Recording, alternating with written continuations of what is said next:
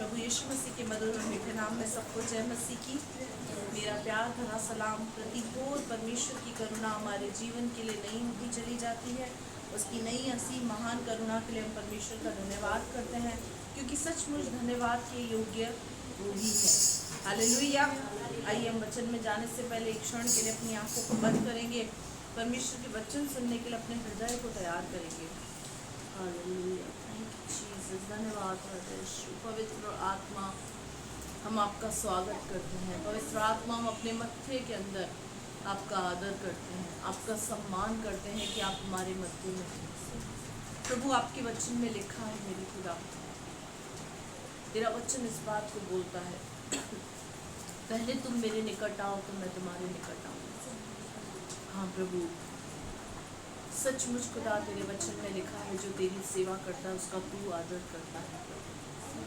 मैं तुझसे विनती करती इस समय पवित्र आत्मा, मत्ती 10:20 के वचन के अनुसार, मुझ में कोई खूबी नहीं है, मुझ में कोई लियाकत नहीं है। परमेश्वर, तेरा आत्मा मेरे जीवन के अंदर काम करे, तेरा आत्मा मुझ पर साया करे, तेरा आत्मा बल से मेरे ऊपर उतरे। प्रभु, मैं तुझसे सी विनती करती, होने दे अब्बा, मैं तुझसे प्रार्थना करती, हर एक डिस्टर्बेंस की आत्मा, मन भटकाने वाली गड़बड़ी की आत्मा, इसी समय यीशु मसीह के सामर्थ्य नाम में सुस्ती, आलस से नींद दिलाने वाली आत्मा को मैं यीशु के नाम से गेट आउट कहती। पवित्र आत्मा, तू काम कर, तेरा चलन हम यहाँ पर चाहते खुदा, तेरी आत्मा को हम यहाँ कार्य करते देखना चाहते प्रभु। सचमुच पिता, मैं गूगल मीट को, यूट्यूब चैनल को, लाइट को, क्लैरिटी को, विजिबिलिटी को, वॉइस को, तमाम बातों को पवित्र आत्मा तेरे हाथों में सौंपती खुदा, तेरे नाम को ऊंचा उठाती, तेरे नाम को धन्य कहती खुदा। मैं तुझसे विनती करती पिता परमेश्वर, जो बीज यहाँ से आज वचन का बोया जाता, एक एक की जिंदगी से 100 गुना प्रतिफल लाने वाला, वचन के बीज चुराने वाली आत्मा को यीशु के सामर्थ्य नाम में डिस्ट्रॉय कर।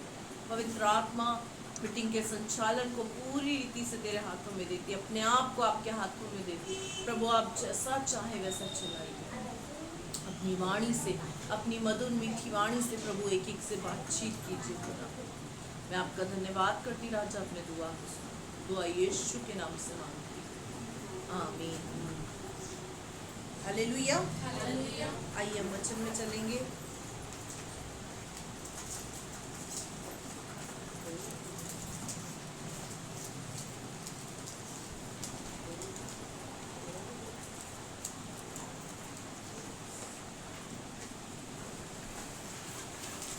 हम निकालेंगे प्रकाशित वाक्य की पुस्तक, उसका 7वां अध्याय,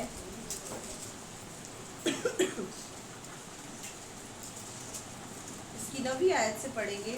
हमारा जो टॉपिक है वो है विजय का दिन। विजय का दिन।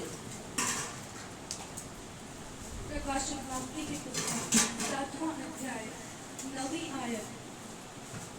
एक बड़ी भीड़, इसके बाद मैंने दृष्टि की और देखा हर एक जाति देखो, देखा नहीं, देखो। इसके बाद मैंने दृष्टि की और देखो हर एक जाति और कुल और लोग और भाषा में से एक ऐसी बड़ी भीड़ जिसे कोई गिन नहीं सकता था, श्वेत वस्त्र पहने और अपने हाथों में खजूर की डालियां लिए हुए सिंहासन के सामने और मेमने के सामने खड़ी है।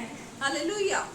परमेश्वर के वचन में यहाँ पर लिखा हुआ है, मेरे प्रिय, जैसा कि आज का हमारा जो टॉपिक है वो क्या है, विजय का दिन, यानी विक्ट्री। हमारे लाइफ के अंदर कौन सा दिन है जिस दिन हमको एक विजय हासिल होगी, उसके बारे में हम देखेंगे। यहाँ पर क्या लिखा हुआ है, इसके बाद मैंने दृष्टि की और देखो हर एक जाति और कुल और लोग और भाषा में से एक बड़ी भीड़ जिसे कोई गिन नहीं सकता था, श्वेत वस्त्र पहने हुए, अपने हाथों में खजूर की डालियां लिए हुए, सिंहासन के सामने, मेमने के सामने खड़ी थी।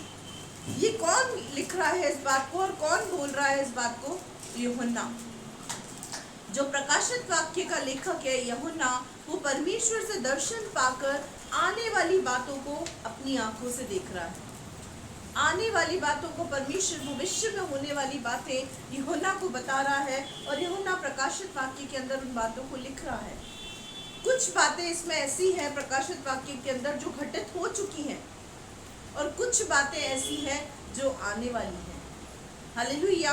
उन आने वाली बातों में से क्या लिखा हुआ है? इसके बाद मैंने दृष्टि की और देखो, हर एक जाति, कुल, लोग और भाषा में से एक बड़ी भीड़, हर एक जाति, हर एक भाषा, हर एक कुल में से एक बड़ी भीड़। मेरे प्रियो, यहाँ पर जो हम लोग बैठे हैं, में भी हम सब सिंधी नहीं है, हम अलग अलग जात से हैं, अलग अलग कुल से हैं, अलग अलग भाषा बोलने वाले लोग हैं। और केवल इस कलीसिया के अंदर नहीं, पूरे वर्ल्ड के अंदर, पूरे संसार के अंदर यीशु मसीह को मानने वाले अनगिनत लोग हैं। और यीशु मसीह को जो लोग मानते हैं वो सब एक ही जाति के नहीं है, एक ही भाषा बोलने वाले नहीं है, एक ही कुल के नहीं है। वो सब अलग अलग कुलों से आते हैं, अलग अलग भाषाओं को बोलने वाले, अलग अलग जातियों से उनका संबंध है। ऐसी भीड़ यूहन्ना कहाँ देख रहा है? ऐसी भीड़ को यूहन्ना जिसे कोई गिन नहीं सकता था, यानी अनगिनत लोग, जिसे कोई गिन नहीं सकता था। श्वेत वस्त्र, श्वेत वस्त्र का मतलब क्या है?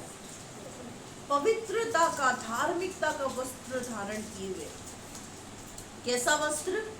पवित्रता का, धार्मिकता का वस्त्र। मेरे प्रियो, आज जो बात है वो टीचिंग की बात है, उसको हमको सीखना है, समझना है। वो बातें आपके जीवन के अंदर बहुत महत्वपूर्ण है, क्योंकि जिन समयों के अंदर हम चल रहे हैं, प्रभु यीशु मसीह का आगमन कभी भी हो सकता है। इसीलिए इन बातों को सीखना हमारे लिए बहुत जरूरी है।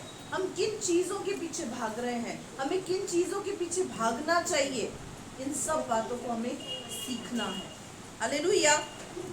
श्वेत वस्त्र पहने हुए, अपने हाथों में खजूर की डालियां लिए हुए, सिंहासन के सामने, मेमने के सामने खड़ी है। कहाँ खड़ी है वो भीड़?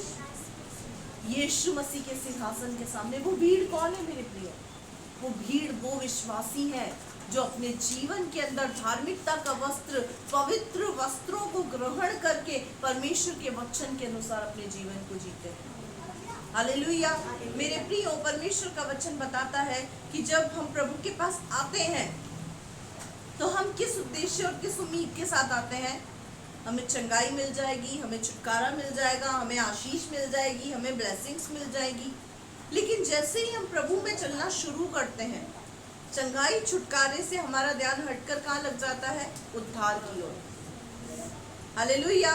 मेरे प्रियो, केवल एक ऐसा व्यक्ति जो सिर्फ प्रभु से चंगाई पाने की अपेक्षा रखता है और आशीष पाने की अपेक्षा रखता है, तो एक समय क्या होता है? वो व्यक्ति प्रभु से भटक जाता है। कारण हमारा उद्देश्य, हमारा लक्ष्य चंगाई, छुटकारा, आशीष नहीं होना चाहिए। हमारा लक्ष्य होना चाहिए प्रभु यीशु मसीह। हालेलुया। हमारा लक्ष्य होना चाहिए उद्धार, हमारा लक्ष्य होना चाहिए अनंत जीवन। मैं अनंत जीवन पाने के लिए क्या करूं? मैं क्या करूं जो मैं जब यहाँ से जाऊं तो मैं यीशु मसीह के पास जाऊं? मैं ऐसा क्या करूं जिससे यीशु मसीह प्रसन्न हो? एक विश्वासी का लक्ष्य ऐसा होना चाहिए। और यहाँ पर जो भीड़ खड़ी है, ये भविष्यवाणी की पुस्तक है मेरे प्रियो। यहाँ पर भविष्य में होने वाली बातें बता रही हूँ। उस भीड़ में से हम हैं या नहीं, ये हम अपने जीवन से जान सकते हैं। हम किस चीज के लिए यीशु मसीह के पीछे आ रहे हैं? कि सिर्फ आशीष के लिए, चंगाई के लिए, छुटकारे के लिए? मेरे प्रियो, ये शरीर नाशवान है। इस शरीर में आज बुखार है, कल ठीक हो जाएंगे, फिर बुखार आ सकता है। अगर हम चंगाई के पीछे हैं तो हम चंगाई पाते ही प्रभु को छोड़ देंगे। अगर हम आशीष के पीछे हैं तो आशीष पाते ही हम आशीषों में खेलने लग जाएंगे। हम किस वजह से प्रभु के पीछे आ रहे हैं? सबसे पहले एक विश्वासी व्यक्ति का, एक मसीही व्यक्ति का यीशु मसीह के पीछे आने का उद्देश्य ठीक होना चाहिए। हम प्रभु के पास आए, किसी भी कारण से आए, लेकिन अब हमको प्रभु के साथ चलना है तो सिर्फ उद्धार पाने की अपेक्षा रखकर चलना है। हालेलुया। कि प्रभु मेरा उद्धार करे, प्रभु मेरे परिवार का उद्धार करे।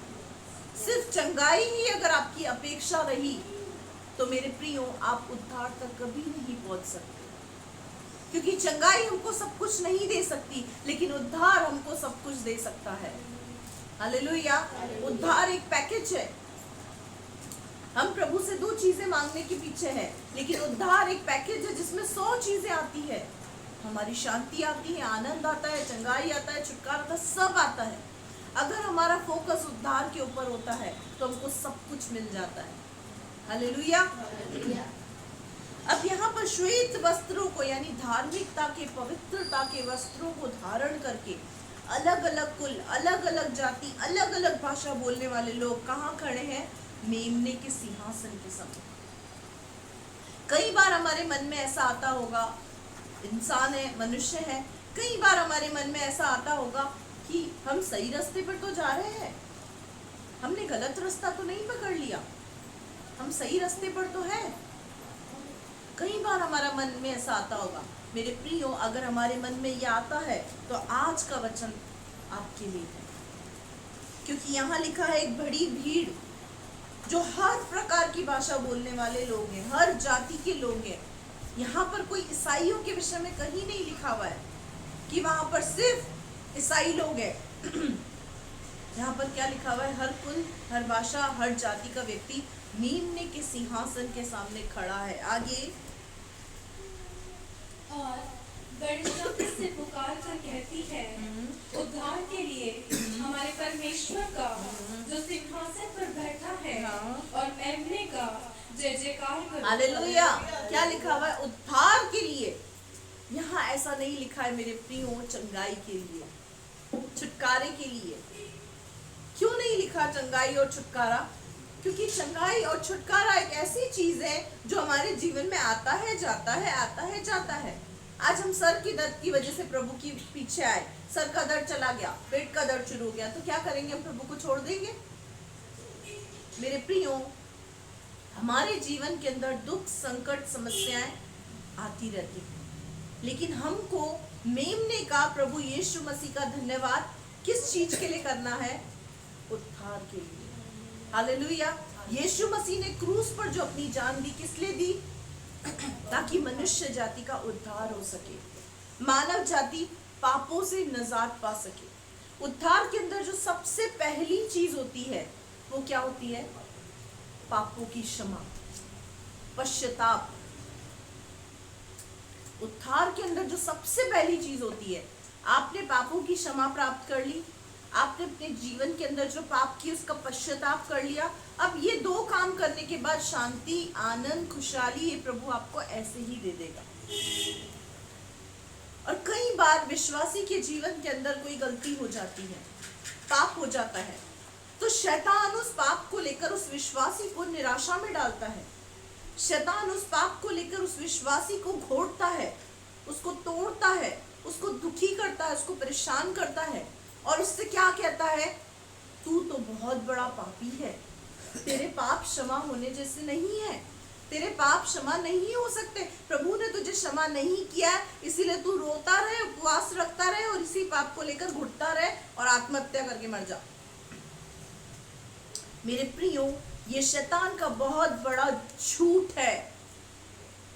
दाऊद बादशाह से गलती हुई थी, दाऊद बादशाह ने व्यभिचार किया था, दाऊद बादशाह ने हित्ती उरिया की पत्नी के साथ गलत संबंध बनाकर कुकर्म किया था। लेकिन जब भजन संहिता के 51 के अंदर दाऊद ने अपने पश्चाताप में, अपने रेपेंडेंस के अंदर क्या किया? पूरा का पूरा एक अध्याय लिख डाला और क्या कहा परमेश्वर से? जूफा से धोकर तू मुझे शुद्ध कर तो मैं शुद्ध हो जाऊंगा। मेरे प्रियो, परमेश्वर का वचन कहता है जो अपनी गलती गुनाहों को मान लेता है, उसे छोड़ देता है, उस पर दया की जाएगी। अगर आपने गलती की है, उसे माना है, उसे छोड़ा है, तो आप पर दया आ चुकी है। उस गलती की वजह से घुटना बंद करें, क्योंकि शैतान यही चाहता है एक विश्वासी घुटता रहे और परमेश्वर के कार्य को ना कर सके।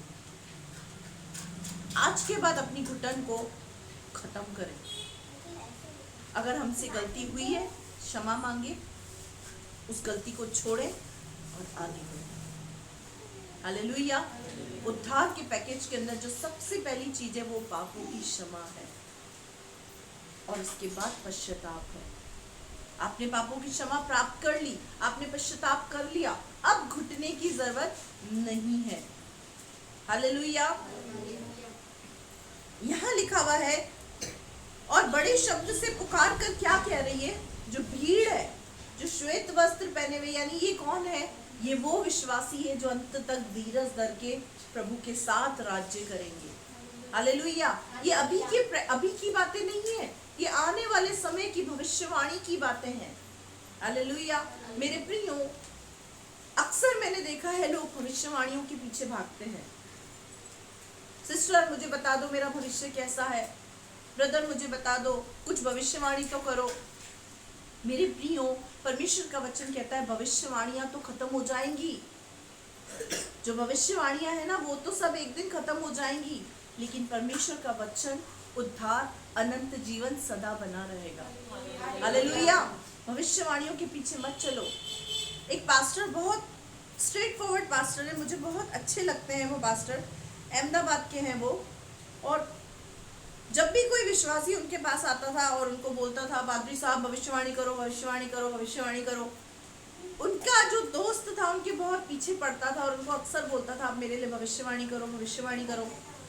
तो वो पास्टर ने एक बार परेशान होकर उसको बोला आज मैं तेरे लिए भविष्यवाणी करता हूँ। और वो क्या भविष्यवाणी की उसके लिए?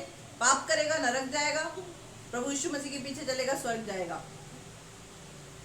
तो बोले ये क्या भविष्यवाणी? यही भविष्यवाणी है। पाप करेगा नरक जाएगा, प्रभु यीशु मसीह के पीछे चलेगा, वचन के पीछे चलेगा, स्वर्ग जाएगा।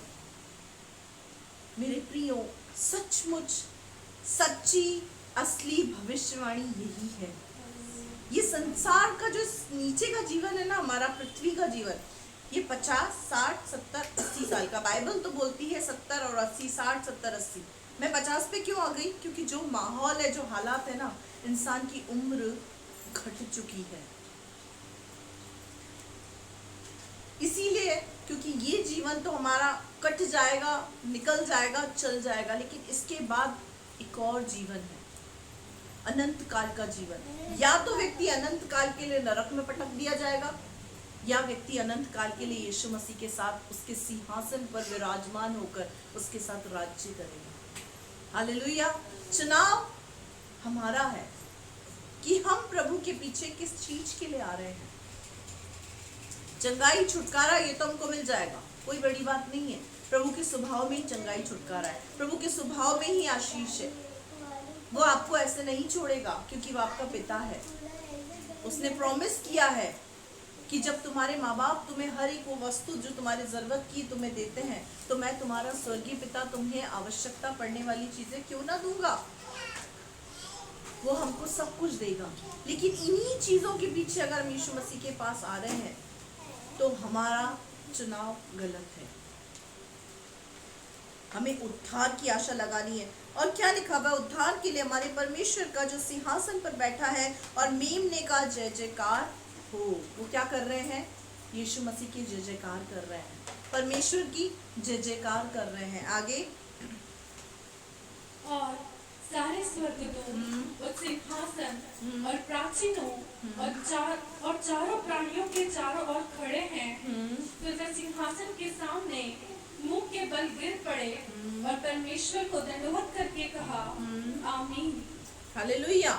अब ये क्या कर रहे हैं? ये केवल भीड़ ही नहीं, परमेश्वर का जय जयकार कर रही। इनके साथ कौन है? स्वर्गदूत भी परमेश्वर का जय जयकार कर रहे हैं। और जय जयकार करके क्या बोल रहे हैं? परमेश्वर के आगे दंडवत करके क्या बोल रहे हैं? आमीन। यानी सचमुच परमेश्वर जय जयकार के योग्य है, आराधना के योग्य है। अब पढ़ो आगे। हमारे परमेश्वर की स्तुति और महिमा और ज्ञान और धन्यवाद और आदर और सामर्थ और शक्ति युगानुयुग बनी रहे। हालेलुया, आमीन। क्या लिखा हुआ है? हमारे परमेश्वर की स्तुति यानी उसकी आराधना एक विश्वासी के जीवन से। मेरे प्रियो, इस संसार को छोड़कर जब हम प्रभु के पास जाएंगे तब हम वहाँ पे क्या करेंगे? तब हम वहाँ क्या करेंगे? आराधना करेंगे, स्तुति करेंगे, परमेश्वर का धन्यवाद करेंगे। यहाँ पर लिखा हुआ है हमारे परमेश्वर की स्तुति, महिमा, ज्ञान, धन्यवाद, आदर, सामर्थ और शक्ति युगानुयुग बनी रहे। हालेलुया।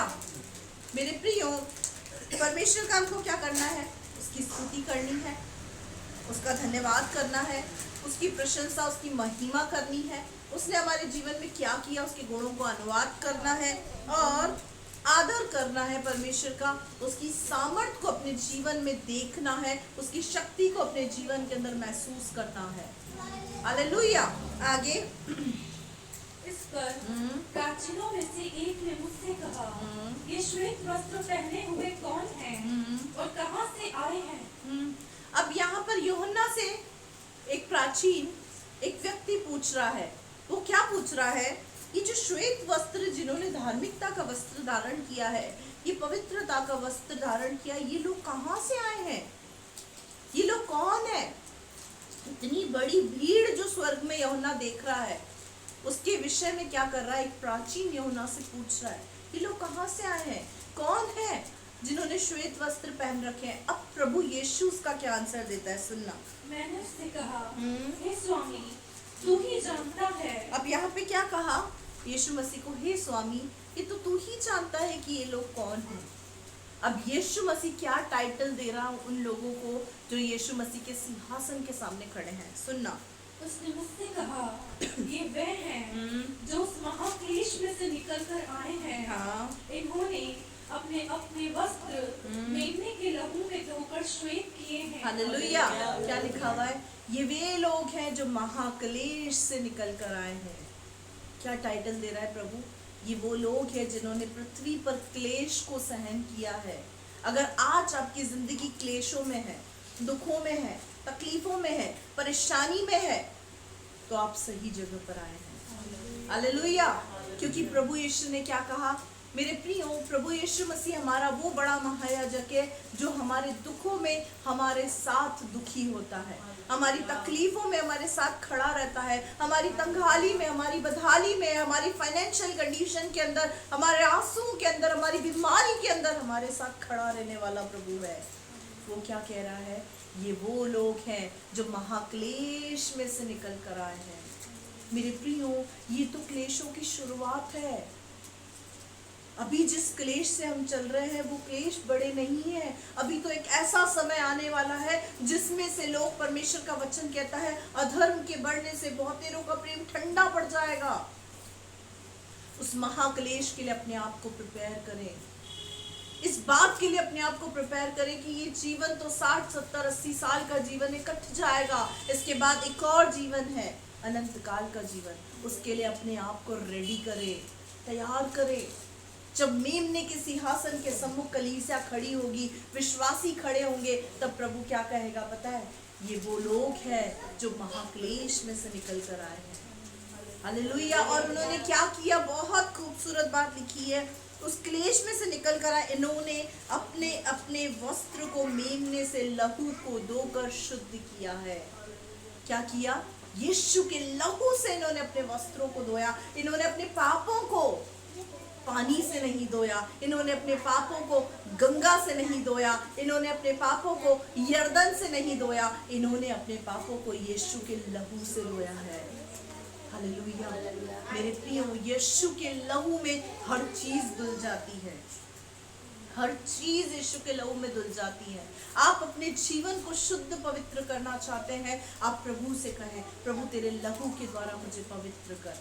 वो लहू जो तूने मेरे लिए बहाया, उसके द्वारा पवित्र कर। जब जब आपके जीवन के अंदर पाप की और आपको शैतान धकेले, एक बहुत अच्छा लॉजिक यहाँ से मैं आपको बता रही हूँ जिससे आप पाप से बच सकते हैं। जब जब आपके जीवन में क्लेश आए, दुख आए, संकट आए, तकलीफ आए, या शैतान आपको पाप की ओर प्रेरित करे, कुछ मत करना।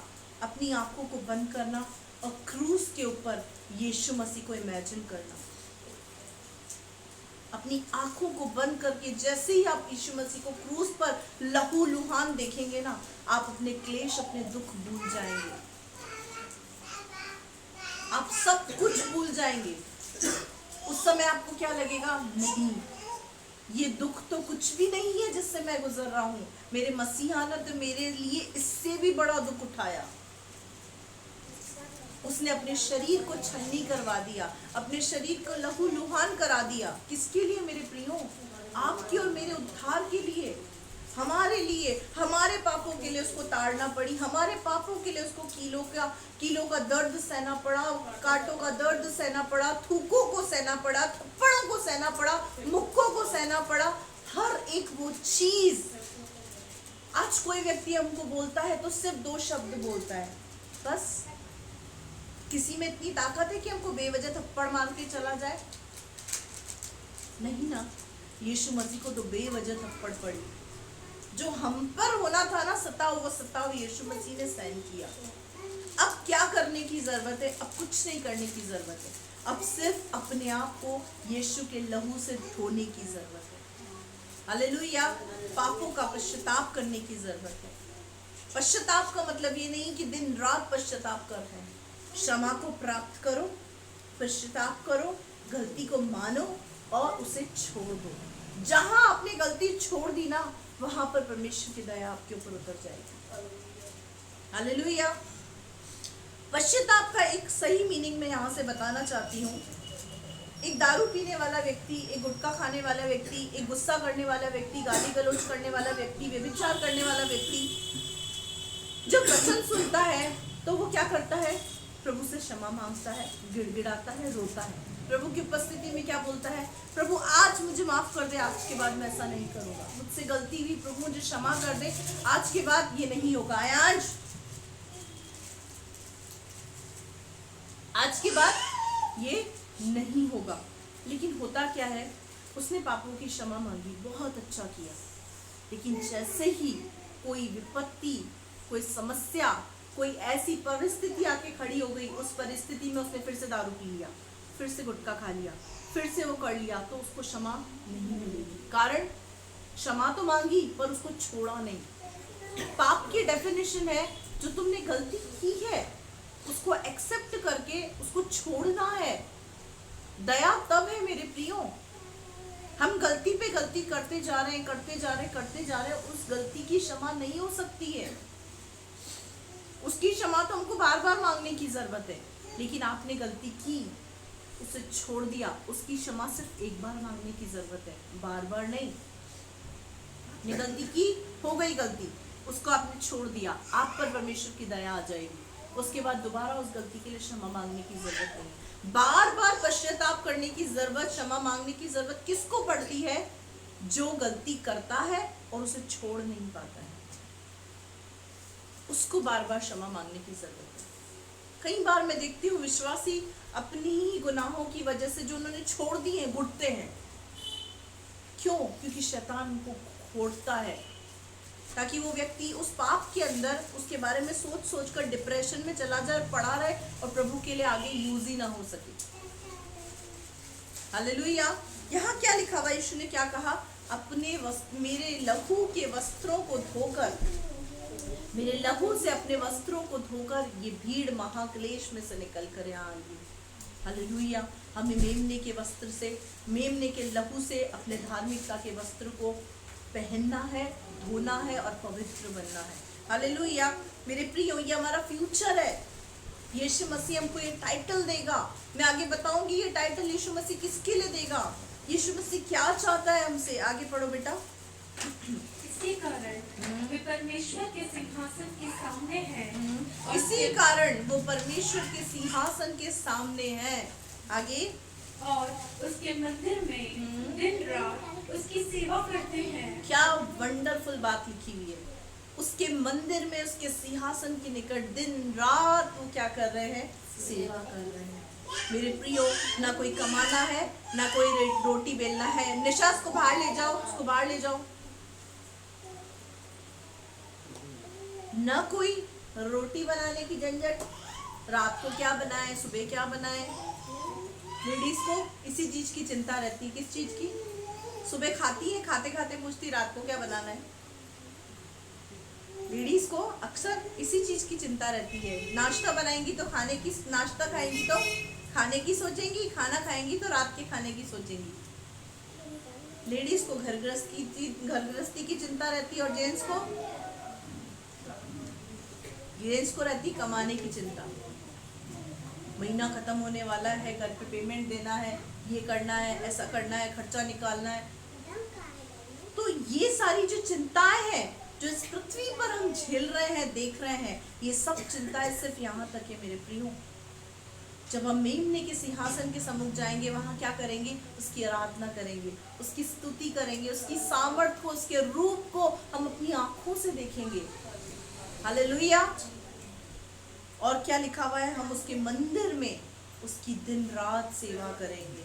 कुछ नहीं करना है, सब पका पकाया है वहां पे, हमको कुछ भी नहीं करना है, हमको सिर्फ उसकी सेवा करनी है। हालेलुया। आगे। और जो सिंहासन पर बैठा है, हाँ। वह उनके ऊपर अपना तंबू तानेगा। हालेलुया। आगे। वे फिर भूखे और प्यासे न वो होंगे। फिर भूखे और प्यासे नहीं होंगे। यहाँ तो दिन में खाते, रात को फिर भूख लग जाती है, रात को खाते और सुबह फिर भूख लग जाती है। लेकिन वहां पर क्या है? कोई भूख, कोई प्यास, कुछ भी नहीं है। परमेश्वर उन विश्वासियों के ऊपर जो विश्वास योग्य है, जो महाक्लेश में से लहू से, मेमने के लहू से, यीशु के लहू से अपने आप को धोकर पवित्र करके इस संसार में दुखों से निकलकर जो भीड़ वहां खड़ी है ना, उन पर अपना तंबू तानेगा। हालेलुया। उनको क्या बनाएगा? मजबूत पिल्लर बनाएगा। हालेलुया। आगे। और न उन पर धूप हाँ। और न कोई तपन पड़ेगी। हाँ, उधर सनस्क्रीन लगाने की भी जरूरत नहीं है हमको, ना कोई धूप, ना कोई तपन पड़ेगी, ना हमको मुंह पैक करने की जरूरत है, हम काले हो जाएंगे, टैनिंग हो जाएगी। हमको कोई सनस्क्रीन लगाने की वहां पे जरूरत नहीं पड़ेगी, कोई धूप, कोई तपन, हमको वहां पर एहसास ही नहीं होगा उस चीज का। आगे। क्योंकि मेमना हाँ। जो सिंहासन के बीच में है, हाँ। उनकी रखवाली करेगा। हालेलुया। कितनी सुंदर बात लिखी हुई। क्योंकि मेमना जो सिंहासन पर विराजमान है, उनकी रखवाली करेगा। हमारी रखवाली स्वयं वो करेगा। हालेलुया। धूप से बचाएगा, तपन से बचाएगा, भूख प्यास का हर चीज का इंतजाम वो करेगा।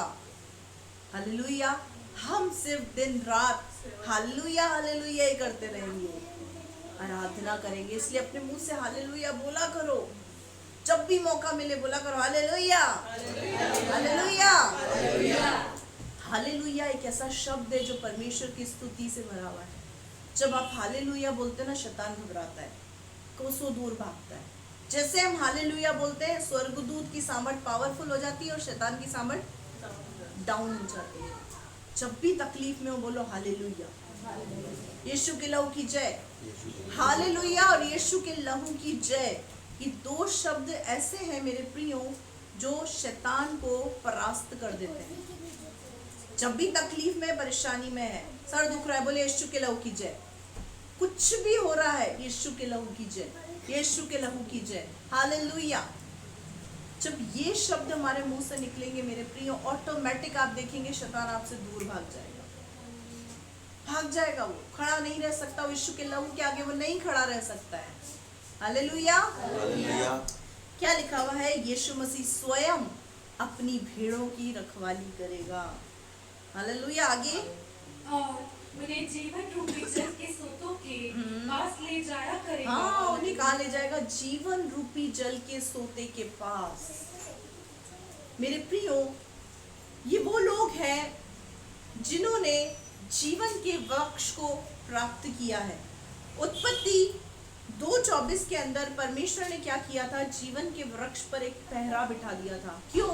क्योंकि आदम और हवा ने जब फल खा लिया था, अनाज्ञाकारिता की थी, पाप की थी। उस पाप की वजह से, अनाज्ञाकारिता की वजह से परमेश्वर ने अदन की वाटिका से आदम और हवा को निकाल दिया था। और जब अदन की वाटिका से आदम और हवा को निकाल दिया तो क्या किया? जीवन का जो वृक्ष था, वहां 2 प्रकार के वृक्ष थे, ज्ञान बुद्धि का वृक्ष और जीवन का वृक्ष। ज्ञान बुद्धि का जो वृक्ष था, उसमें से फल तोड़कर आदम हवा ने खा लिया, जिसकी वजह से ज्ञान और बुद्धि उसके जीवन में आ गई और वो उसके लिए दुख का कारण बन गई। अपनी समझ, अपनी बुद्धि। मेरे प्रियो, आज भी जब व्यक्ति अपनी बुद्धि लगाता है, अपनी समझ का सहारा लेता है, तो वो मुसीबत में जाता है। उसका कारण क्या है? उस समय भी आदम हवा ने यही किया था। मुसीबत आ गई, अदन की वाटिका से निकाल दिया। अदन की वाटिका से जब परमेश्वर ने उनको निकाल दिया तो परमेश्वर ने क्या करा, जीवन के वृक्ष के ऊपर क्या कर दिया, एक पहरा बांध दिया। उस वृक्ष के चारों ओर क्या कर दिया, एक पहरा बांध दिया, ताकि लोग ऐसा ना हो जीवन के वृक्ष में से भी फल खा ले और अनंत काल तक जीवित रह जाए और इसी पापों में मरते रहे, दुखी होते रहे, सड़ते रहे।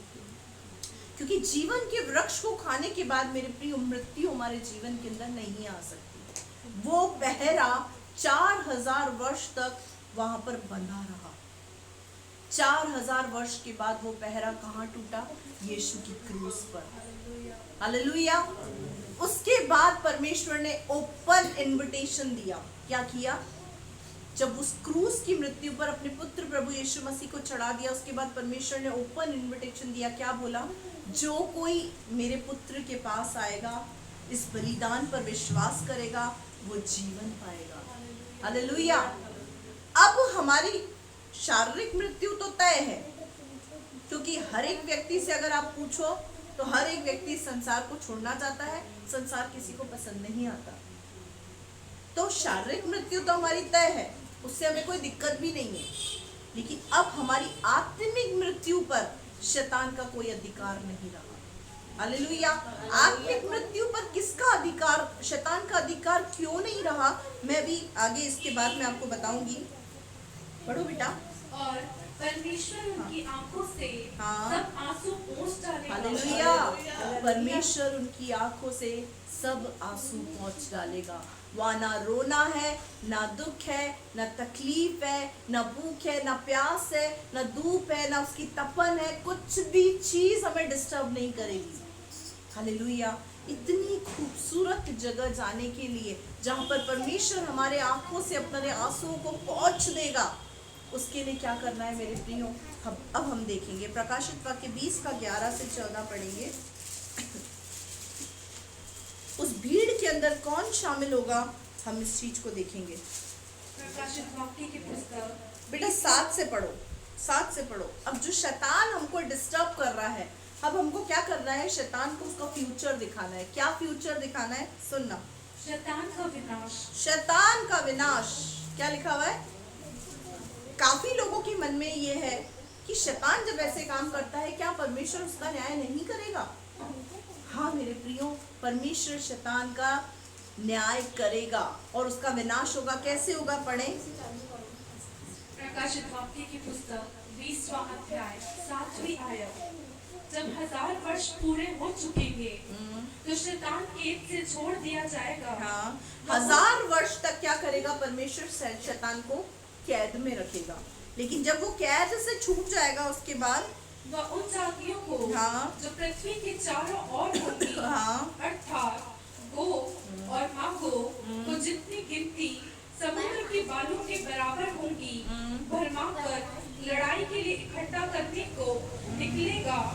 वे सारी पृथ्वी पर फैलकर पवित्र लोगों की छावनी और प्रिय नगर को घेर लेंगी और आग स्वर्ग से उतरकर उन्हें भस्म करेगी। हालेलुया। अब यहाँ क्या लिखा हुआ है, यहाँ लिखा हुआ है उन जातियों को जो पृथ्वी के चारों होंगी, अर्थात गोग मागोग को जिनकी गिनती समुद्र के बाल के बराबर होगी, भरमा कर लड़ाई के लिए इकट्ठा करने निकलेगा।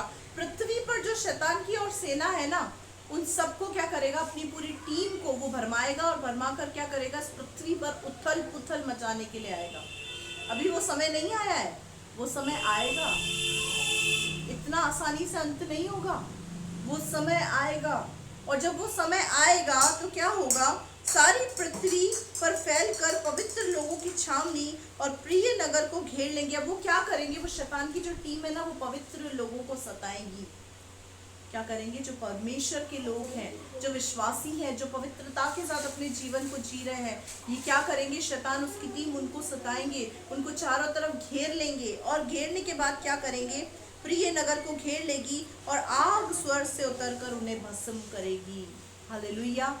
जैसे ही शैतान उन पवित्र लोगों को पीड़ा देगा, तकलीफ देगा, परेशानी देगा, स्वर्ग से आग गिरेगी और शैतान और उसकी टीम को भस्म कर देगी। हालेलुया। आगे पढ़ो। उनका भरमाने वाला शैतान आग और गंधक की उस झील में, आग और गंधक की झील में, आगे जिसमें वो पच पशु हाँ। और झूठा भविष्यद्वक्ता भी होगा। झूठा भविष्यद्वक्ता भी होगा, इसीलिए झूठे भविष्यद्वक्ताओं से सावधान रहें।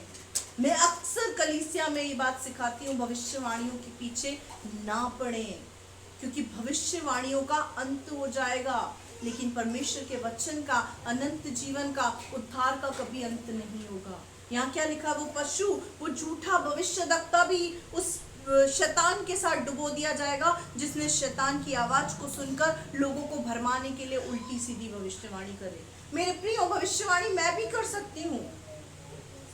मैं इसी संडे से भविष्यवाणी करना शुरू करूं। मैं आपको बता रही हूं, ये घर कम पड़ जाएगा लोगों को बिठाने के लिए, पर भविष्यवाणी करने वालों का जो अंत है ना, वो बहुत बुरा है। झूठी भविष्यवाणी, झूठी भविष्यवाणी, प्रभु तुझे कार देने जा रहा है, प्रभु तेरे साथ ये करने जा रहा है, प्रभु तेरे को आने वाले समय में मकान देगा, तुझे बंगला देगा, तुझे ये देगा, प्रभु तुझे प्रधानमंत्री बनाने जा रहा है।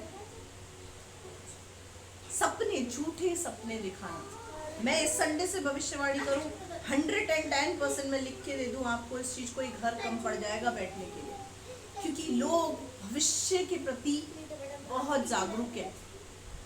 अपने फ्यूचर से उनको बहुत मतलब है कि अपने प्रेजेंट को, अपने वर्तमान को वो नहीं देखते कि हम वर्तमान में क्या कर रहे हैं। मेरे प्रियो, यहाँ क्या लिखा हुआ है, शैतान के साथ जो झूठा नबी है, जो झूठा भविष्यद्वक्ता है, वो भी उस आग में डाल दिया जाएगा, उसका भी न्याय होगा। आगे, और वे रात दिन हाँ। युगानुयुग पीड़ा में तड़पते रहेंगे। हाँ, जिस शैतान ने आपको और मेरे को तड़पाया है, आपको और मेरे को विश्वासियों को परेशान किया है, वो युगानुयुग अंत तक क्या होगा, उस आग में तड़पता रहेगा। जब शैतान आपको कुछ बोले तो उसको इस वचन के अनुसार उसका फ्यूचर याद दिला दिया करो। हालेलुया। मेरे प्रियो, प्रकाशित वाक्य की पुस्तक शैतान किसी को पढ़ने क्यों नहीं देता? कारण पता है क्या है? क्योंकि उसमें शैतान का फ्यूचर लिखा हुआ है। अगर एक विश्वासी को शैतान का फ्यूचर पता चल जाए तो विश्वासी क्या हो जाएगा? पावरफुल हो जाएगा। कर ले तेरे को जितनी उद्यम मेरे जीवन में करने, तेरे को भी प्रभु नहीं छोड़ेगा। हालेलुया। प्रकाशित वाक्य की पुस्तक हर किसी को पसंद नहीं आती है, अच्छी नहीं लगती। क्यों पता है? क्योंकि शैतान उसको पढ़ने कम देता है, वो समझ में भी कम आती है। यहाँ क्या लिखा हुआ है? शैतान का विनाश, ये उसका फ्यूचर है। परमेश्वर उसके साथ ऐसा करेगा। अब आप सोचो, परमेश्वर हर एक का न्याय करेगा, शैतान का भी न्याय होगा। और उसके न्याय में क्या होगा पता है? वो आग गंधक की झील के अंदर तड़पता रहेगा। कब तक? युगानुयुग, अनंत काल तक तड़पेगा वो। अब पढ़ो बेटा आगे। बड़ा श्वेत सिंहासन, हाँ। और अंतिम न्याय। हाँ, अब अंतिम न्याय कैसे होगा? मेरे प्रियो, उस भीड़ में अगर आप शामिल होना चाहते हैं तो ये कुछ बातें हैं, इनको हमको करना है। क्या करना है? फिर मैंने एक बड़ा श्वेत सिंहासन, हाँ। और उसको हाँ। जो उस पर बैठा हुआ है देखा। हाँ। उसके सामने से पृथ्वी और आकाश भाग गए, हाँ। और उनके लिए जगह न मिली। हाँ। फिर मैंने छोटे बड़े सब मरे हुओं को सिंहासन के सामने खड़े हुए देखा। हाँ। और पुस्तकें खोली गई। फिर एक पुस्तक और खोली गई, अर्थात जीवन की पुस्तक। और जैसा उन पुस्तकों में लिखा हुआ था, वैसा ही उनके कामों के अनुसार मरे हुओं का न्याय किया गया। हालेलुया। मेरे प्रियो, उनके कामों के अनुसार उनका न्याय किया गया। बहुत सारी पुस्तकें स्वर्ग में रखी हुई है, लेकिन उन पुस्तकों में से एक पुस्तक ऐसी है जिसका नाम है जीवन की पुस्तक। उस पुस्तक के अंदर सब कुछ रिटर्न है, सब कुछ लिखा है। आप कैसा जीवन जी रहे हैं वो सब कुछ उसके अंदर रिटर्न है। आपने क्या किया है, आप क्या कर रहे हैं, आप क्या करने वाले हैं, सब कुछ उसके अंदर रिटर्न है। और वो पुस्तक किसके हाथ में है? प्रभु यीशु मसीह के हाथ में है, मेमने के हाथ में है। वो सिंहासन पर खड़ा होकर क्या कर रहा है? उनका न्याय कर रहा है। और न्याय करते समय क्या हुआ? समुद्र ने उन मरे हुओं को हाँ। जो उसमें थे दे दिया। हाँ। और मृत्यु और अधोलोक ने उन मरे हुओं को जो उनमें थे दे दिया।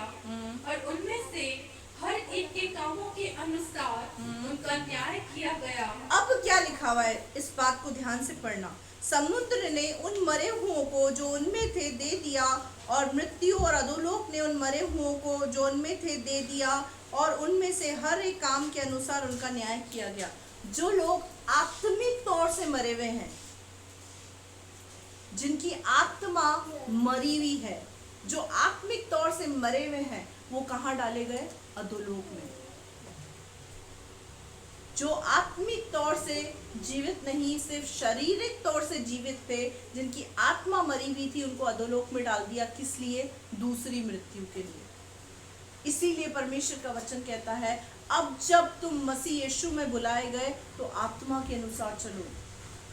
क्यों बोलता है परमेश्वर का वचन आत्मा के अनुसार चलो? क्योंकि आत्मा हमको कभी भी गलत रास्ते पर नहीं ले जाएगा, कभी नहीं ले जाएगा।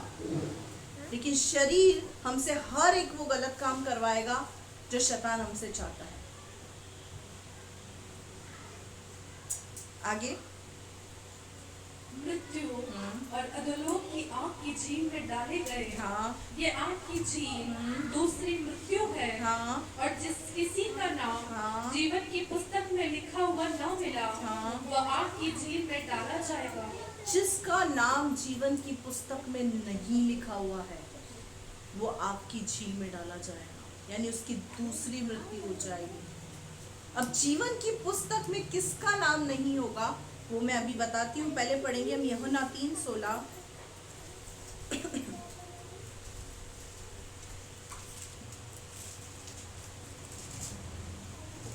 जल्दी जल्दी पढ़ो। क्योंकि परमेश्वर ने जगत से ऐसा प्रेम रखा कि उसने अपना इकलौता पुत्र दे दिया, ताकि जो कोई उस पर विश्वास करे वह नाश न हो, परंतु अनंत जीवन पाए। क्या लिखा हुआ है? क्योंकि परमेश्वर ने जगत से ऐसा प्रेम किया कि उसने अपना इकलौता पुत्र दे दिया, ताकि जो कोई इस पर विश्वास करे वो नाश ना हो, अनंत काल का जीवन प्राप्त करे। तो मेरे प्रियो, जीवन की पुस्तक में उसी व्यक्ति का नाम होगा जिसने यीशु मसीह के बलिदान पर विश्वास किया है, जिसने यीशु पर विश्वास किया है, जिसने यीशु के लहू पर विश्वास किया है, जिसने उस पिता के बलिदान पर विश्वास किया है, उसका नाम जीवन की पुस्तक में होगा।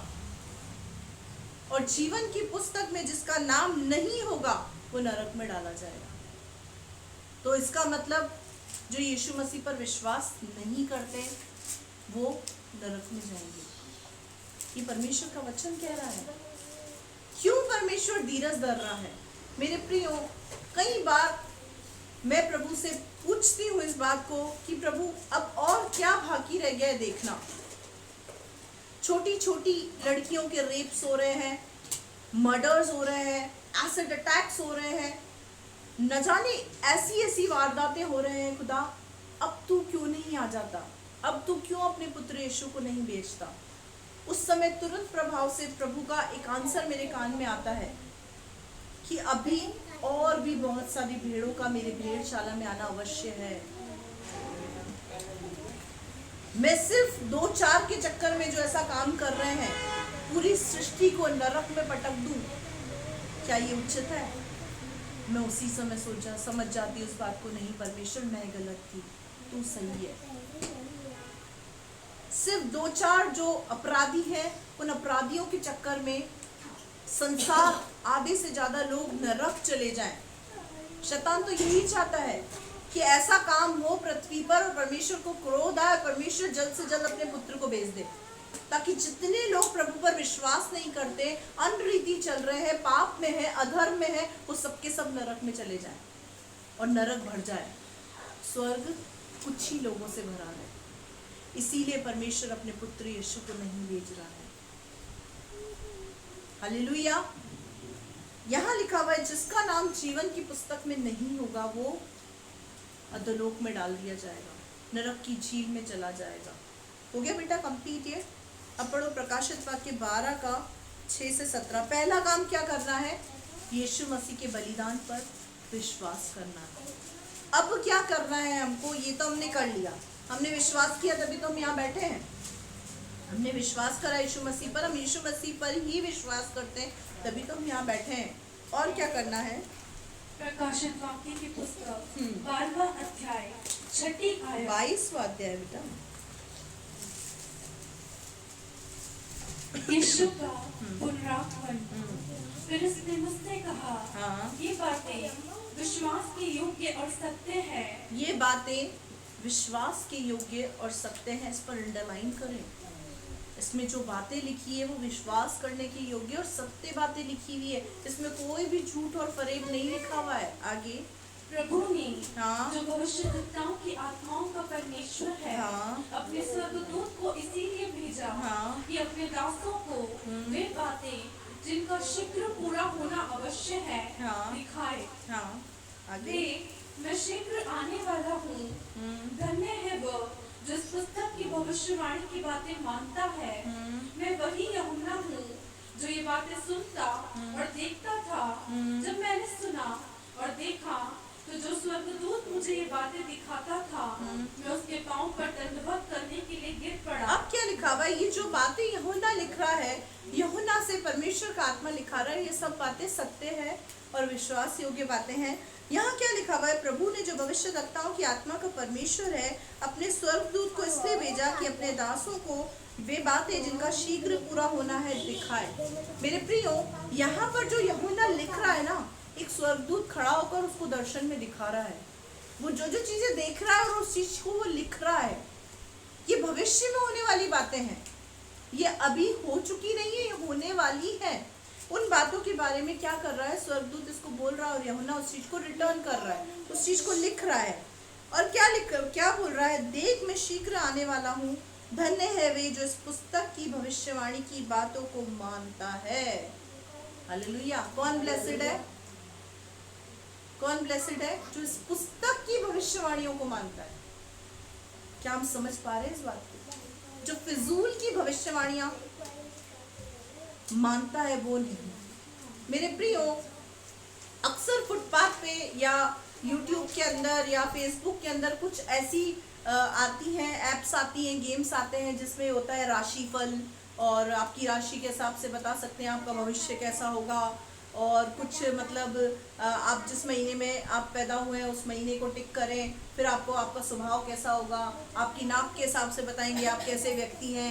ये जो सब चीज़ें बातें जो फेसबुक के अंदर है ना, इस पर विश्वास ना करें, क्योंकि ऐसा व्यक्ति परमेश्वर की दृष्टि में श्रापित है। फुटपाथ पे तोता लेकर एक व्यक्ति कुछ कार्ड्स रखकर बैठा है और उसको बोलता है, ए तोते चल निकाल कार्ड। वो निकालता है और आपका भविष्य बताता है। ओह माय गॉड, मेरा भविष्य ऐसा है। मेरे प्रियो, जिस व्यक्ति का भविष्य ही फुटपाथ पे है वो आपका क्या भविष्य बनाएगा? जो खुद फुटपाथ पे बैठा है वो आपको क्या कारों में घुमाएगा? हम लोग भविष्य को लेकर बहुत चिंतित हैं। भविष्य में मेरे साथ क्या होने वाला है? मेरे प्रियो, मैंने अपनी जिंदगी के मेरे ऊपर बहुत सारी भविष्यवाणियां हुई, बहुत सारी भविष्यवाणियां मेरे ऊपर की गई। मैंने कभी भी उन भविष्यवाणियों को एक्सेप्ट नहीं किया जो शारीरिक जीवन से संबंध रखती है। मैंने कभी एक्सेप्ट नहीं किया। मैं सत्य बोल रही हूँ यहाँ से। मैंने उन्हीं भविष्यवाणियों को एक्सेप्ट किया जो ऐसी थी कि प्रभु तुझे अपने राज्य के लिए यूज करेगा। प्रभु की तेरे जीवन से एक अद्भुत योजना है। प्रभु तुझे खड़ा करेगा। प्रभु ने तुझे शैतान की सेना का नाश करने के लिए खड़ा किया। मेरे ऊपर इतनी भविष्यवाणियां हुई, मैं वही भविष्यवाणी एक्सेप्ट करती थी कि परमेश्वर आग में से झपट कर लोगों को निकालने के लिए परमेश्वर ने तेरा अभिषेक किया है। मैं ऐसी भविष्यवाणियों से खुश होती थी। कोई मुझे बोलता तुझे कार मिलेगी, कोई भविष्यवाणी है, मैं ऐसा सोचती थी तुझे बंगला मिलेगा। मेरे को ये भविष्यवाणी अच्छी ही नहीं लगती थी। क्यों? क्योंकि मेरा मन कभी इस बात के लिए बोलता ही नहीं था कि ये भविष्यवाणी सही है। कुछ भविष्यवाणियां तो मेरे हस्बैंड के सामने ही हुई जब हम चंडीगढ़ में थे। बहुत सारी ऐसी भविष्यवाणियां होती हैं मेरे प्रियो, जिन भविष्यवाणियों को हमें एक्सेप्ट नहीं करना चाहिए।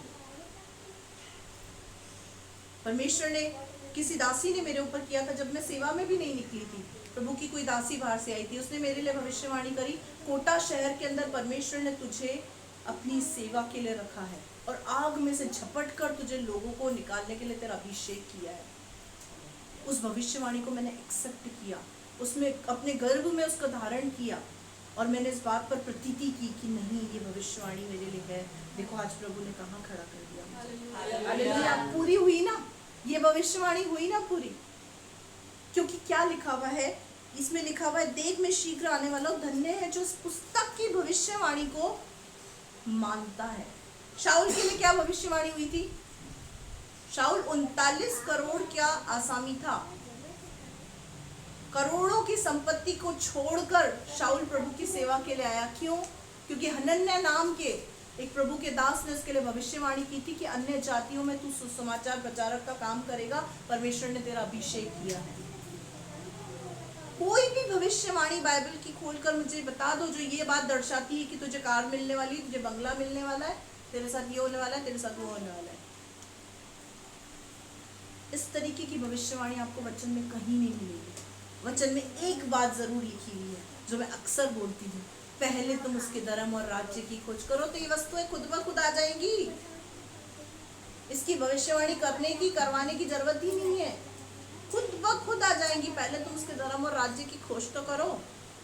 जब धर्म और राज्य की खोज करोगे, प्रार्थना के लिए दूर दूर जाओगे, अपने व्हीकल पर, साइकिल पर, टू व्हीलर पर जब आप दूर दूर जाओगे ना, प्रभु तरस खाएगा, बोलेगा हाय मेरा बच्चा इतनी दूर जाता है, इसको कार दे देता हूँ। क्या बोलेगा? उसे कार दे देता हूँ, ये मेरी सेवा के लिए इतनी दूर दूर विजिट करने जा रहा है, जा रही है, इसको एक कार दे देता हूँ। वैसे ही मिल जाएगी। धर्म और राज्य की खोज तो करें, सब मिल जाएगा, सब कुछ। धर्म और राज्य क्या है मैंने आपको बताया है। परमेश्वर का राज्य कैसे आएगा? सुसमाचार के द्वारा, लोगों को प्रभु के बारे में बताने के द्वारा, उनके लिए मेहनत करने के द्वारा। और धर्म क्या है? उसके विधि विधान, नियमों को, उसके वचन का पालन करने और उसको प्रसन्न करना ही हमारे लिए धर्म है, और कोई धर्म नहीं है। ये करो, उसके बाद सब ना मिले तो मुझसे आगे करो। आप आगे पढ़ो बेटा इसको। पर उसने मुझसे कहा, हाँ, देख ऐसा मत कर, हाँ, क्योंकि मैं तेरा और तेरे भाई भविष्यद्वक्ताओं हाँ, और इस पुस्तक की बातों के मानने वालों का संगीदास हूँ। परमेश्वर ही को दंडवत कर। अभी क्या कर रहा है यूहन्ना? जब स्वर्गदूत को देख रहा है, हम लोग भी बहुत उतावले हैं, यूहन्ना भी बहुत उतावला स्वर्गदूत को देख रहा है। वो जब ऐसी बातें बता रहा है तो स्वर्गदूत के पैरों पर गिर पड़ा, उसके पैर छूने लग गया, उसको दंडवत करने लग गया। क्या बोला स्वर्गदूत ने? दंडवत करने के योग्य केवल परमेश्वर है, उसी को दंडवत कर, मैं तो सिर्फ उसका दास हूँ। हालेलुया। मेरे प्रियो, झुकने के योग्य केवल परमेश्वर है। हालेलुया। दंडवत के योग्य केवल परमेश्वर है। आगे पढ़ो बेटा। फिर उसने मुझसे कहा, हाँ, इस पुस्तक की भविष्यवाणी की बातों को हाँ, बंद मत कर, हाँ, क्योंकि समय निकट है। जो अन्याय करता है हाँ, वह अन्याय ही करता रहे, हाँ, और जो मलीन है वह मलीन बना रहे, और जो धर्मी है वह धर्मी बना रहे, हाँ, और जो पवित्र है वो पवित्र बना रहे। जो धर्मी है वो धर्मी बना रहे, जो पवित्र है वो पवित्र बना रहे। ये परमेश्वर क्या चाहता है? हम लोगों से चाहता है, उसकी इच्छा है। जीवन की पुस्तक में हमारा नाम रिटर्न करना चाहता है। वो चाहता है कि जीवन की पुस्तक में हमारा नाम लिखा जाए, ताकि हम अनंत काल का जीवन, स्वर्ग का जीवन, सदा का जीवन प्राप्त कर सकें। आगे। देख मैं शीघ्र आने वाला हूँ, हाँ, और हर एक काम के अनुसार बदला देने के लिए प्रतिफल मेरे पास हाँ, है। हम इस संसार के अंदर जिन भी कामों को कर रहे हैं, कई बार हम सोचते हैं मैं इतना अच्छा करती हूँ, मैं इतना अच्छा करता हूँ, सबसे अच्छा चलता हूँ, फिर भी मेरी कोई प्रशंसा नहीं। मेरे प्रियो, अगर आपकी प्रशंसा नहीं हो रही है तो प्रभु का धन्यवाद करें, क्योंकि यीशु के पास आपके लिए प्रतिफल है। हालेलुया। अगर प्रतिफल इस पृथ्वी पर आपको मिल जाएगा, प्रशंसा मनुष्यों से आपको मिल जाएगी, तो प्रभु क्या प्रशंसा करेगा? अगर आपकी प्रशंसा नहीं की जा रही ना, प्रभु का धन्यवाद करें, क्योंकि परमेश्वर का वचन कहता है हाय उसका जिसकी प्रशंसा की जाए। यीशु मसीह क्या कहता है पता है? यीशु मसीह की वो आयत मुझे बहुत अच्छी लगती है, यूहन्ना में लिखा हुआ है। यीशु मसीह ने क्या कहा अपने चेलों को? पता है, मैं मनुष्य से आदर नहीं चाहता, क्योंकि मेरा आदर मेरा पिता करता है। हालेलुया। मनुष्य से क्या आदर पा के कर लेंगे हम? मनुष्य तो ऐसा है जो सुबह आपको जी जी करके बात करेगा, फिर बताऊं क्या, दिखाऊं क्या, थोड़ी ही देर में इंसान का लैंग्वेज बदलता जाता है। कहीं पे पुचकारता है, कहीं प्यार करता है, तो कहीं बदतमीजी करता है। तो मनुष्य से आदर पाना यीशु मसीह ने कभी भी अपने जीवन का लक्ष्य नहीं बनाया। क्या कहा? मेरा आदर मेरा पिता करता है। और अगर आप परमेश्वर से आदर को चाहते हैं तो उसकी सेवा करें। उसकी सेवा यहाँ पर खड़े रहना नहीं है, उसकी सेवा आराधना करना नहीं है। उसकी सेवा तो ये है दरी बिछाना, झाड़ू लगाना, पोछा लगाना, सुसमाचार सुनाना, लोगों के लिए प्रार्थना करना। ये है उसकी असली सेवा। जब कोई उसकी सेवा करता है तो परमेश्वर का वचन क्या कहता है? परमेश्वर उसका आदर करता है। हालेलुया। पढ़ो बेटा आगे।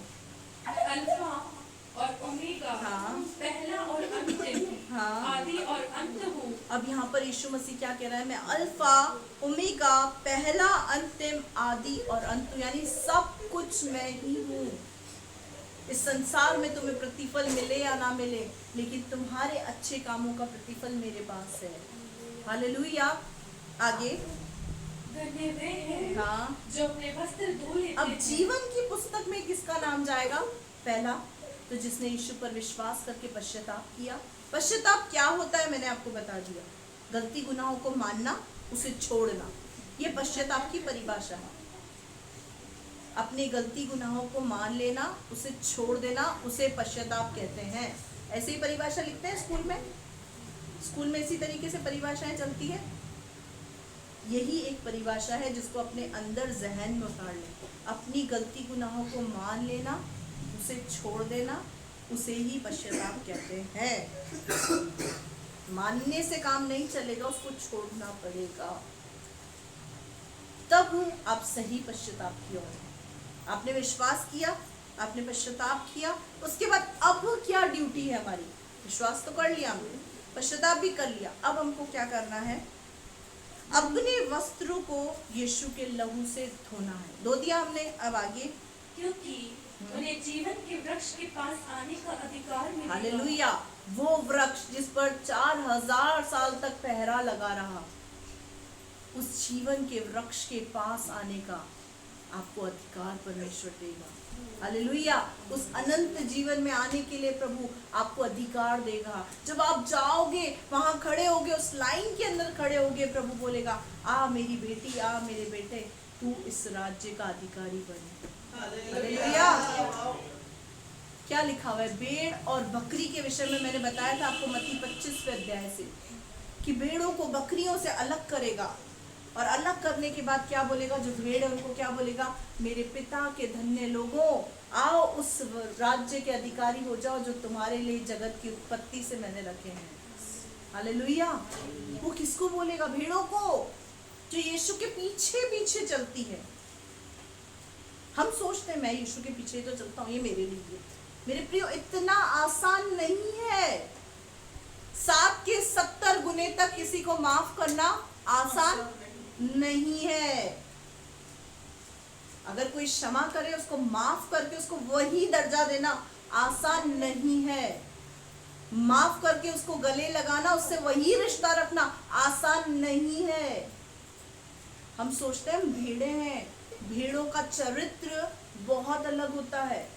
भेड़ यीशु के पीछे चलती हैं, बकरियां यीशु से आगे भागती हैं। अगर आप वचन के खिलाफ कोई काम कर रहे हैं, यू आर अ गॉड, आप एक बकरी हैं।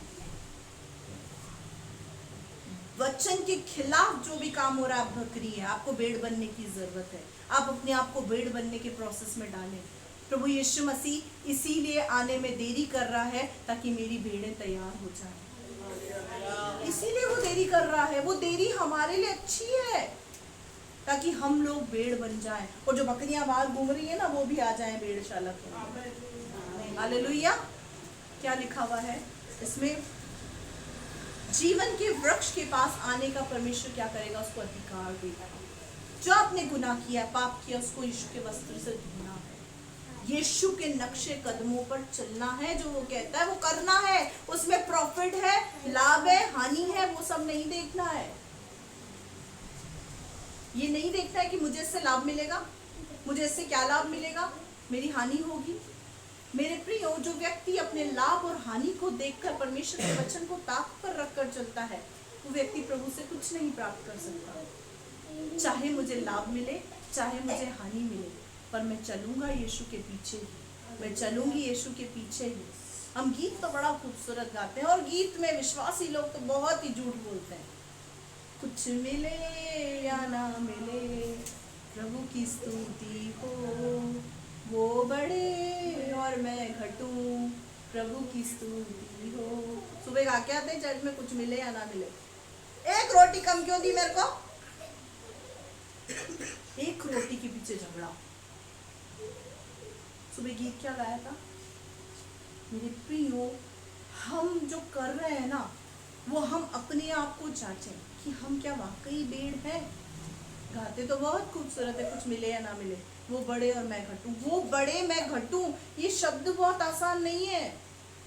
जिस यूहन्ना ने इस बात को बोला था ना, वो बड़े मैं घटूं, ये वही यूहन्ना है जिसको पतमुस नामक टापू में एक जलते कड़ाव के अंदर डाल दिया गया था। कड़ाव कढ़ाई होती ना, बड़ी कढ़ाई जिसमें कचौड़ी पकौड़ी तलते हैं। इतने बड़े कड़ाव के अंदर उसको तेल में डाल के उबाला गया था, तेल में डाल के। उस समय की ऐसी सजाएं हुआ करती थी एक विश्वासी के लिए, क्योंकि वो सिर्फ एक यीशु मसीह पर विश्वास करने वाला था। पतमुस नामक टापू एक दलदल से भरा हुआ टापू था, जहां से कोई व्यक्ति निकल नहीं सकता है। उस कड़ाव, उस तेल से भरे हुए कड़ाव के अंदर उसको पकोड़े की तरह तला था यूहन्ना को। लेकिन आपको एक बात बताऊं, उस कड़ाव में से प्रभु यीशु मसीह ने उसको निकाला, बिल्कुल जीवित, स्वस्थ, पवित्र, और उसको पतमुस नामक टापू पे ही प्रकाशित वाक्य का दर्शन दिया है। हालेलुया। सारा स्वर्ग का दर्शन उसको पतमुस नामक टापू में मिला है। अगर आप क्लेशों से गुजर रहे हैं, दुखों से गुजर रहे हैं, कष्टों से गुजर रहे हैं, उस कष्टों में ही प्रभु आपको अपने विधि विधान, अपने नियम सिखाएगा। हालेलुया। जिस कष्ट की तराई के अंदर आप हैं, उस तराई में ही प्रमोशन छुपा है। उसी में से ही प्रभु अपनी महिमा को प्रकट करेगा। उस पतमुस नामक टापू पर ही यूहन्ना स्वर्ग का दर्शन लिख रहा है। कितनी वंडरफुल बात है। कई बार जब दुखों के अंदर हमारा जीवन जाता है, तराइयों के अंदर हम जाते हैं, तकलीफों के अंदर जाते हैं, समस्याओं के अंदर जाते हैं, उस समय परमेश्वर आपको कुछ सिखाना चाहता है, कुछ दिखाना चाहता है, कुछ करवाना चाहता है आपसे। इसीलिए वो आपको उस तराई के अंदर लेकर गया। हालेलुया। कुछ बनाना चाहता है आपको। हालेलुया। प्रकाशित वाक्य के जब स्टार्टिंग में हम खुलेंगे ना, तो सबसे पहले क्या लिखा है पता है? यूहन्ना का प्रकाशित वाक्य। क्या लिखा हुआ है? यूहन्ना का।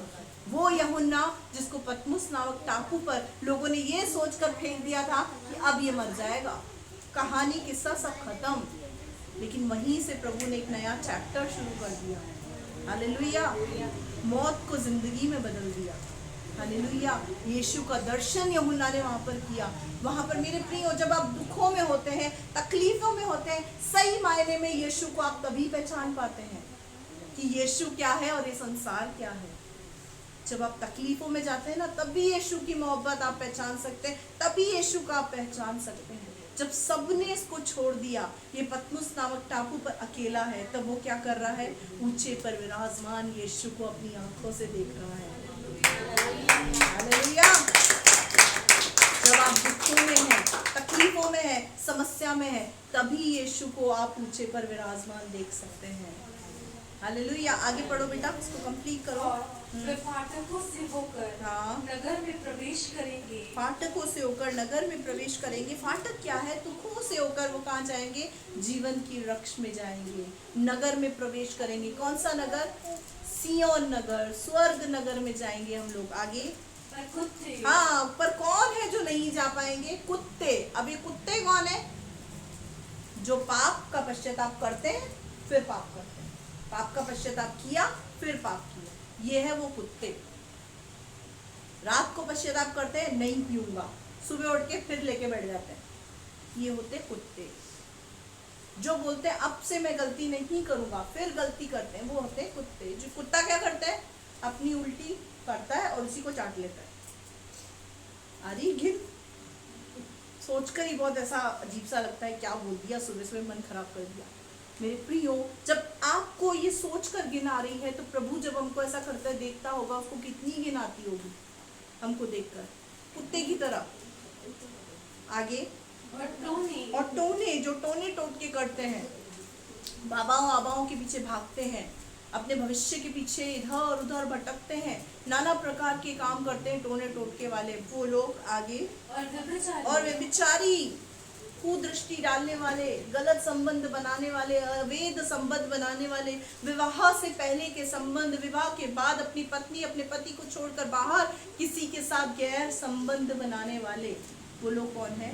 व्यभिचारी। आगे, और हत्यारे, हत्या करने वाले। आगे, और मूर्ति पूजक, मूर्ति पूजा करने वाले, और हर एक झूठ का चाहने वाला, हर एक झूठ का चाहने वाला, और गढ़ने वाला बाहर रहेगा। एक तो झूठ का पसंद करने वाला, बात बात पे चने मूंगफली की तरह झूठ बोलना, चने मूंगफली की तरह ऐसे खाते हैं, एक मूंगफली मुंह में डाली ऐसे झूठ बोलते हैं। झूठ का चाहने वाला और गढ़ने वाला, झूठी कहानी बनाने वाले लोग। कौन बनाता है झूठी कहानी? हम खुद बनाते हैं।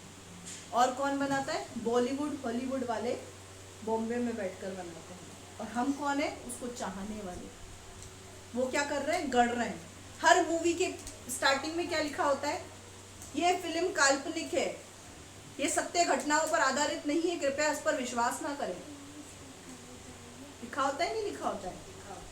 हर मूवी के पहले लिखा होता है कि ये काल्पनिक है, यानी ये झूठी है, ये सत्य घटनाओं पर आधारित नहीं है, इन पर विश्वास ना करें। ये क्या है? झूठ का गढ़ने वाला। और हम कौन है? झूठ के चाहने वाले। टीवी, मोबाइल्स, इनके अंदर हम क्या देखते हैं, ये सब चीजें डिपेंड करती है। ठीक है, ये झूठ हम नहीं पसंद करते हैं, लेकिन अब हम नया झूठ पसंद करते हैं। झूठी कहानी अपने फायदे के लिए बनाते हैं। ये लिस्ट है मेरे प्रियो, ये लिस्ट है उन लोगों की जो जीवन के वृक्ष के पास नहीं जा पाएगा। कौन कौन सी है? कुत्ते, टोने, व्यभिचारी, हत्यारे, मूर्ति पूजक, हर एक झूठ का चाहने वाला, गढ़ने वाला। आगे, बाहर रहेगा। कहाँ बाहर रहेगा? जीवन के वृक्ष से बाहर रहेगा, स्वर्ग से बाहर रहेगा। आगे, मुझ यीशु ने हाँ, अपने स्वर्गदूत को इसीलिए भेजा हाँ, कि तुम्हारे आगे कलीसियाओं के विषय में हाँ, इन बातों की गवाही दे। हाँ, यीशु मसीह ने मुझ स्वर्गदूत को यूहन्ना तेरे आगे इसलिए भेजा ताकि तू कलीसियाओं को इस बात की गवाही दे सके कि कौन कौन लोग परमेश्वर बाहर करेगा, किन किन को परमेश्वर बाहर रखेगा, कौन कौन स्वर्ग के अधिकारी नहीं होंगे। आगे, मैं दाऊद का मूल हाँ, और वंश और भोर का चमकता हुआ तारा हूँ। हाँ, यीशु मसीह क्या कह रहा है? मैं दाऊद का मूल हूँ, और मैं क्या हूँ? और मैं दाऊद का मूल वंश और भोर का चमकता हुआ तारा हूँ। आगे, आत्मा और दुल्हन हाँ, दोनों कहती है हाँ, आ, और सुनने वाले भी कहें आ। हाँ, जो प्यासा हो वो आए, हाँ, और जो कोई चाहे वह जीवन का जल सेंक मेट ले। हालेलुया। क्या लिखा हुआ है? यीशु मसीह इनविटेशन दे रहा है। क्या बोल रहा है? आत्मा और दुल्हन कहती है आ। ये आत्मा कौन है? ये पवित्र आत्मा है। ये दुल्हन कौन है? ये दुल्हन कलीसिया है, जो क्या कहती है? आ। आज कलीसिया के अंदर जो होना चाहिए वो क्या आना चाहिए? हर एक के लिए बाहें फैला के स्वागत होना चाहिए। जब एक पापी मन फिराता है तो स्वर्ग में बड़ा आनंद होता है। कलीसिया में भी क्या होता है? ओपन इन्विटेशन होता है। इसीलिए तो लिखा हुआ है आत्मा और दुल्हन कहती है, ओपन इन्विटेशन। कोई भी आए, बिठाने की जगह नहीं भी होगी, गोदी में बैठा लेंगे, पर तुम आओ। क्यों? क्योंकि आत्मा और दुल्हन कहती है आ। और सुनने वाले क्या बोले? आओ। कहाँ आओ? प्रभु के पास आओ, उस पर विश्वास करो, और वो जीवन का जल जो यीशु मसीह देता है उसको सेंत मेंत प्राप्त करो। हालेलुया। मेरे प्रियो, हमने परमेश्वर के वचन को देखा। एक आखिरी वचन को पढ़ेंगे, 1 कुरिन्थियों 15:19 पढ़ेंगे, और उसके बाद मैं अपने कथन को यहाँ विराम दूंगी। 1 कुरिन्थियों 15 अध्याय 19वीं आयत। यदि हम केवल इसी जीवन में मसीह से आशा रखते हैं तो हम सब मनुष्यों से अधिक अभागे हैं। अब क्या लिखा है परमेश्वर का वचन? यदि हम इसी जीवन में मसीह यीशु से आशा रखते हैं तो हम सबसे अभागे मनुष्य हैं। यीशु मसीह केवल इस जीवन के लिए नहीं आया मेरे प्रियो, उसने जो मारा गया, गाड़ा गया, वो इसीलिए गाड़ा गया ताकि आप डेस्टिनेशन तक पहुंच सके, अनंत काल के जीवन को प्राप्त कर सके, उद्धार के भागी हो सके। इसी जीवन में अगर हम सोचते हैं कि प्रभु तूने हमको ये दिया तो तू हमारा प्रभु, नहीं दिया तो तू काय का प्रभु, तो परमेश्वर का वचन उसे ऐसे व्यक्ति के लिए कहता है कि सबसे अभागा मनुष्य है। जो व्यक्ति, मैं अक्सर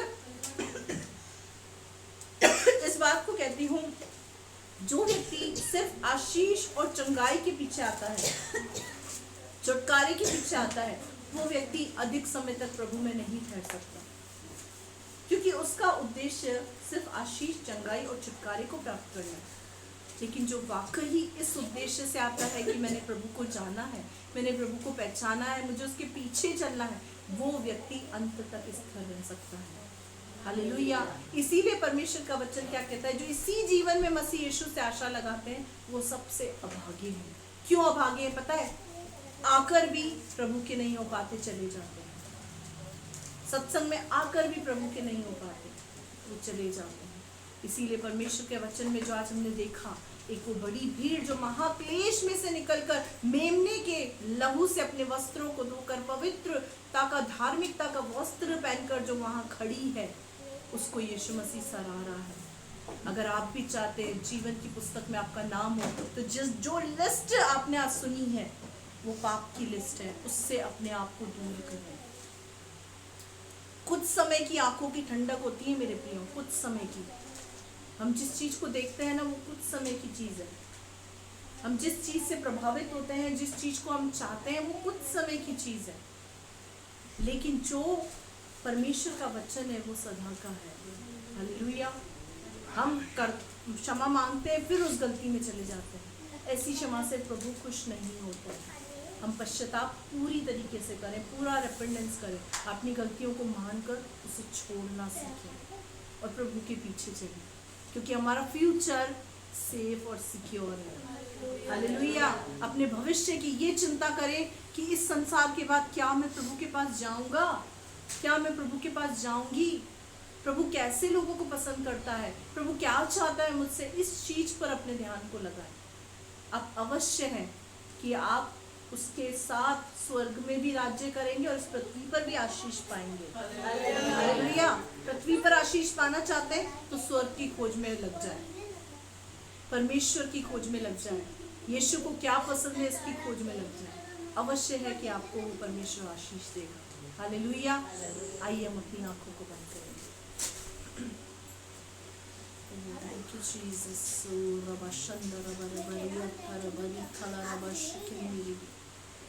सचमुच प्रभु, हम आपका धन्यवाद करते हैं राजा। तेरे वचन में लिखा हुआ है प्रभु, आज जिस शैतान से मनुष्य परेशान है, दुखी है, उस शैतान का न्याय भी तू करेगा प्रभु। उसको उस जलती आग के अंदर, गंधरस के अंदर तू डालेगा और वो युगानुयुग उसमें तड़पता रहेगा। ये शैतान का फ्यूचर है प्रभु। मैं तुझसे विनती करती, आज जब तेरे वचन में हमने सीखा कि तू उस भीड़ को सराहेगा जो महाक्लेशों से निकलकर अपने वस्त्र को, अपने पाप के वस्त्र को मेमने के लहू से धोकर धार्मिकता का वस्त्र, पवित्रता का वस्त्र पहनकर तेरे सामने खड़ी होगी प्रभु, उसको तू सराहेगा, उनकी तू रखवाली करेगा, उनकी आंखों से आंसू को पोंछ डालेगा। हाँ प्रभु, उनकी भूख और प्यास की तू ही चिंता करेगा प्रभु। तेरा वचन इस बात को बताता है खुदा, जिसका नाम जीवन की पुस्तक में होगा वो उस जीवन के वृक्ष के पास आएगा, वो उस अनंत काल का भागी होगा, वो स्वर्ग के जीवन का, उस सियोन नगर का भागी होगा प्रभु, जो तूने विश्वासियों के लिए रखा है। और प्रभु, जो लोग कुत्ते होंगे, टोने होंगे, मूर्ति पूजक होंगे, व्यभिचारी होंगे, झूठ के चाहने वाले, गढ़ने वाले होंगे, हत्यारे होंगे प्रभु, तेरा वचन कहता है वो उस जीवन की पुस्तक के अंदर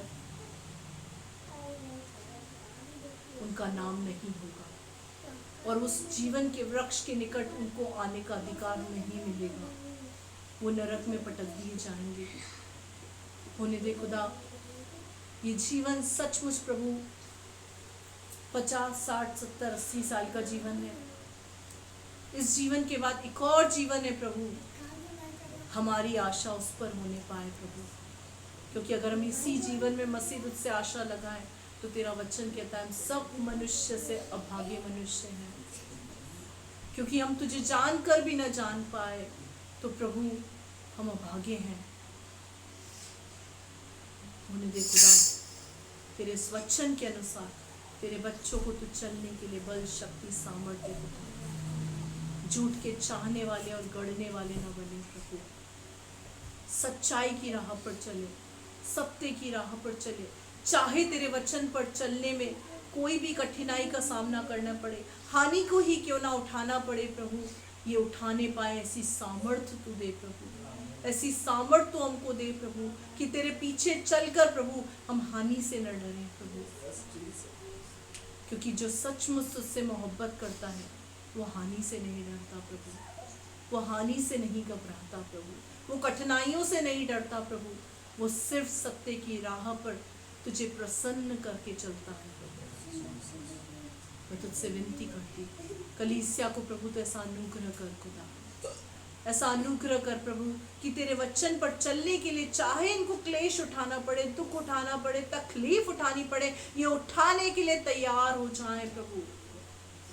ताकि जब हम मेमने के सिंहासन के निकट खड़े हों तो प्रभु हमको टाइटल दे कि ये उस महाक्लेश में से निकल कर आए हैं जो वचन के कारण इनको हुआ। धन्यवाद करती प्रभु आपके सुंदर वचन के लिए। इस वचन के द्वारा इस कलीसिया को तू आशीषित कर देता, 100 गुना तेरा वचन इनके जीवन में फलवंत होने पाए, आशीषित होने पाए प्रभु। मैं तुझसे ऐसी प्रार्थना करती हूँ, धन्यवाद करती राजा अपने दुआ को सुना। आप बड़े, हम घटे, हमारे जीवन से सिर्फ आपको महिमा मिलने पाए। दुआ को यीशु के नाम से मांगती हूँ, आमीन। आइए हम सब अपनी आंखों को बंद करेंगे और प्रभु के सम्मुख अपने सरों को झुकाएंगे और आशीष वचन को प्राप्त करेंगे। पिता परमेश्वर का प्रेम, प्रभु यीशु मसीह का अनुग्रह और पवित्र आत्मा की सहभागिता आपके और हमारे साथ सदैव बनी रहे। हम सब कहें आमीन। आशीर्वाद को प्राप्त करें, त्रिएक परमेश्वर आपको आशीष दे, आपकी रक्षा करे, अपने मुख का प्रकाश आपको चमकाए, आप पर अनुग्रह करे, अपना मुख आपकी ओर करे, आपको अपनी शांति से भरे। सब कहें आमीन। प्रभु इन वचनों के द्वारा आपको आशीष दे। जय मसीह की।